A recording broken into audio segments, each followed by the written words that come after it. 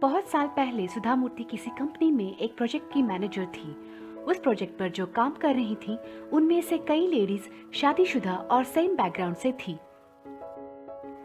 सुधा मूर्ति एक glass cabin में बैठी थी और उनके टीम को बड़ा हॉल दिया गया था। लंच ब्रेक में सुधा मूर्ति उनकी गपशप और फैमिली स्टोरीज सुन पाती थी। उनमें से कई लेडीज अपने पति और ससुराल वालों का कंप्लेन करती थी, पर सिर्फ गीता अपने फैमिली के बारे में हमेशा अच्छी बातें करती थी। जब नीलम अपनी सास की बुराई करती तो गीता कहती, मेरी सास मेरी माँ जैसी है। जब सुमन बोलती, मेरी ननद मुझसे बहुत जलती है, तो गीता कहती, मेरी ननद मेरी बहन जैसी है। हम बहनों जैसे हर चीज शेयर करते हैं। वो कमाल की हैं।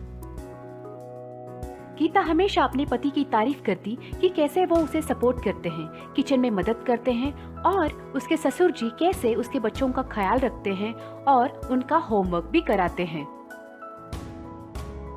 ऑफिस में सभी गीता की परफेक्ट फैमिली की कहानियां सुनते और उसे सबसे लकी मानते और कहते कि उसकी फैमिली दुनिया का 8वां अजूबा है। वो हंसी मजाक के दिन बहुत ही जल्द गुजर गए और प्रोजेक्ट खत्म होते ही सभी अपने अपने नए रास्ते चले गए। कुछ साल बाद सुधा मूर्ति को गीता का कॉल आया। उसकी आवाज में एक अजीब सी बेचैनी थी। वो सुधा मूर्ति से मिलना चाहती थी। सुधा मूर्ति ने उसे अपने ऑफिस में आने को कहा। जब गीता ऑफिस आई, उसे देखकर सुधा मूर्ति हैरान हो गई। गीता बहुत वीक लग रही थी। उसके बाल सफेद हो गए थे और वो अपनी उम्र से ज्यादा बड़ी लग रही थी। पहले तो उन्होंने अपनी पुरानी टीम के लोगों की बातें की और सुधा मूर्ति ने आखिर में गीता से पूछा, तो गीता, तुम अब कैसी हो? तुम्हारी लाइफ तो हमेशा ही परफेक्ट रही है। गीता दुखी थी और उसके आंखों से आंसू बहने लगे। उसने कहा, मैडम, मैं बहुत मुश्किल में हूँ। मैं डिप्रेशन से गुजर रही हूँ। मुझे साइकेट्रिस्ट के पास जाना पड़ता है। तो सुधा मूर्ति ने कहा, उसमें कुछ गलत नहीं है गीता। अच्छा है कि तुम डॉक्टर के पास जा रही हो। डिप्रेशन भी और बीमारियों की तरह ही है और उसके लिए भी डॉक्टर के पास जाना चाहिए। गीता ने दुखी स्वर में कहा,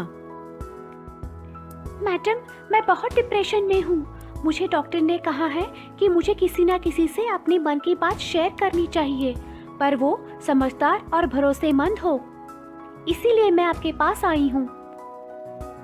सुधा मूर्ति ने कहा, गीता, थैंक यू कि तुमने मुझे इस काबिल समझा, पर तुम डिप्रेशन में क्यों हो? तुम्हारी लाइफ तो हमेशा ही खुशहाल रही है। गीता ने कहा, मेरे लाइफ में हमेशा ही प्रॉब्लम्स थी, पर मैं उनके बारे में बोलती नहीं थी। मेरी सास और ननद नीलम और सुमन के सास और ननद से भी बुरी हैं। मेरे पति या ससुर ने कभी मुझे सपोर्ट नहीं किया, बल्कि सब मिलके मुझसे लड़ते थे। किसी ने मुझे किचन या बच्चों के लिए मदद नहीं की। मैं सब कुछ अकेली करती थी और परेशान रहती थी। मेरी लाइफ बाकी लेडीज की तरह ही थी, पर कम से कम वो अपने प्रॉब्लम्स शेयर तो करती। मैंने अपनी असलियत कभी किसी से नहीं कहा, क्योंकि मेरी माँ ने लोगों के सामने अपनी घर की बुराई करने से मना किया था। कहा था कि घर में कितनी भी परेशानियां हो, लोगों के सामने हमेशा खुश रहना। इसलिए मैं हमेशा खुशी का मुखौटा पहनती और अपनी परफेक्ट लाइफ का दिखावा करती। सुधा मूर्ति ने उसकी बातें समझी और कहा, इट्स ओके गीता, तुम्हें अब तो पता चला कि ये ठीक नहीं है, तो उसके बारे में भूल जाओ और खुश रहने की कोशिश करो। उस पर गीता ने कहा, मैडम, परफेक्ट लाइफ का दिखावा मुझे बहुत महंगा पड़ा। मैं बहुत डिप्रेशन में हूँ। मैंने इसके बारे में कई लोगों से बात करने की कोशिश की, पर मेरी बातें कोई नहीं समझा, बल्कि पीठ पीछे मेरा मजाक उड़ाया। आई होप आप मेरी बात समझ रही हैं कि मैं आपके पास क्यों आई हूँ।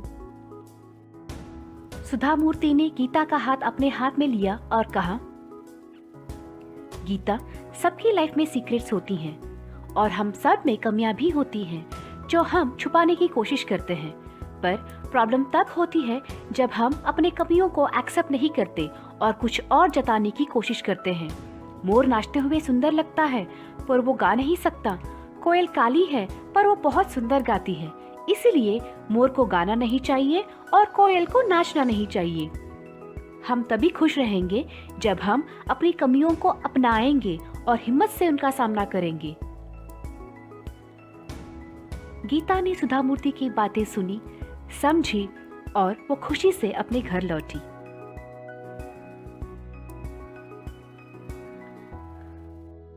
तो दोस्तों, ये कहानी हमसे कहती है कि अपनी कमियों को अपनाकर हमें हिम्मत से जिंदगी जीना चाहिए। कभी कभी किसी समझदार इंसान के साथ अपना दुख भी बांटना चाहिए।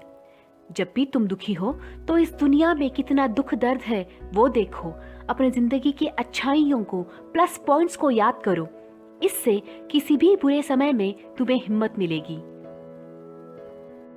एंड आई होप कि आपने ये कहानी एंजॉय की और मैं फिर आऊंगी एक नई कहानी के साथ।